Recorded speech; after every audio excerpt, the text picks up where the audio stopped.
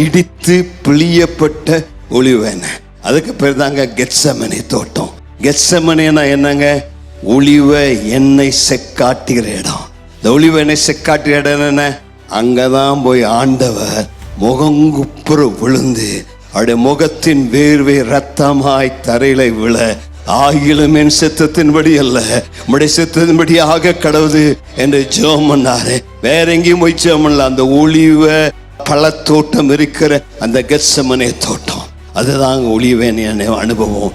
இடித்து பிழிந்த சில டைம்ல ஆண்டவர் வாழ்க்கையை உடைக்கிறார், நொறுக்கிறார். நொறுக்கப்பட்ட அனுபவம், கண்ணீரின் அனுபவம், வாழ்க்கையில வேதனை, பலவிதமான சூழ்நிலைகள்.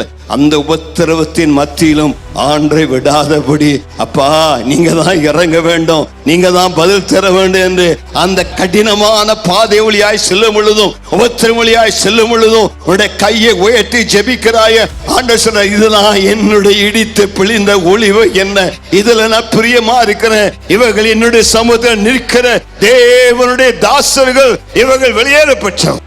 கர்த்தருக்கு மகிமை உண்டாவதாக.